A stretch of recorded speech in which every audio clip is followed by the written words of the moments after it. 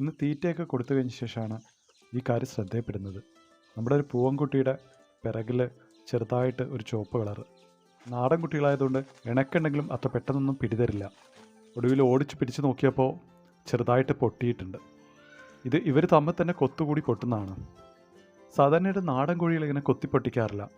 പക്ഷേ കൂട്ടിൽ കുറച്ച് ഗ്രാമശ്രീ ക്രോസ് കൂടി ഇതിലുണ്ട്. അവരാണ് ഇങ്ങനത്തെ കലാപരിപാടികളായിട്ട് ഇറങ്ങുന്നത്. പിന്നെ നമ്മൾ നേരെ പറമ്പിലേക്ക് ഇറങ്ങി കോഴിയുടെ മുറിവിനുള്ള ഒറ്റമൂലിയും തപ്പിയിട്ട്. നമ്മളെ സംബന്ധിച്ച് കോഴിയുടെ മുറിവിനുള്ള ഏറ്റവും നല്ല മരുന്ന് മഞ്ഞളാണ്. നല്ല നാടൻ മഞ്ഞൾ, ഒന്നുകിൽ പൊടിയായിട്ട് അല്ലെങ്കിൽ പച്ചമഞ്ഞൾ ചതച്ചിട്ട്. ഇതാണിങ്ങനെ മുറിവ് പറ്റിയാൽ നമ്മൾ ഉപയോഗിക്കാറ്. മഞ്ഞൾ പൊടിയാണെങ്കിൽ അതിൻ്റെ കൂടെ അട്ടക്കരി എന്ന് വെച്ചാൽ അടുപ്പ് കത്തിക്കുന്നതിൻ്റെ മുകളിലുണ്ടാവുന്ന കരി, ആ കരി കൂടി ചേർത്താൽ നല്ലതാണ്. ഇതാണ് നമ്മൾ കോഴിയുടെ മുറിവിന് മരുന്നായിട്ട് ഉപയോഗിക്കാറ്. പച്ചമഞ്ഞൾ നല്ല രീതിയിൽ ചതച്ചെടുക്കണം. നമുക്കിപ്പോൾ സമയം കുറവായതുകൊണ്ട് നമ്മൾ പെട്ടെന്ന് ചതച്ചതാണ്. പിന്നെ ചെറിയ മുറിവ് മാത്രമേ ഉള്ളത്. അതുകൊണ്ട് ഇങ്ങനെ ചെറുതായിട്ടൊന്ന് ചതച്ച ശേഷം നമ്മളത് ഈ മുറിവുള്ള സ്ഥലത്ത് തേച്ച് വെക്കണം. മഞ്ഞൾപ്പൊടിയാണെങ്കിൽ കുറച്ച് വെള്ളം കൂടി ചേർത്തിട്ട് ഈ മുറിവുള്ള സ്ഥലത്ത് തേച്ച് വെക്കണം.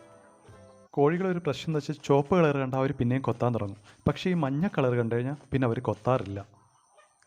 അതേപോലെ ഈ മഞ്ഞളിൻ്റെ ടേസ്റ്റ് തീരെ അവർക്ക് ഇഷ്ടമല്ലാന്ന് തോന്നുന്നു. അതുകൊണ്ട് കൂടുതലായിട്ട് കൊത്തുന്നത് പിന്നെ ഒഴിവാക്കാം.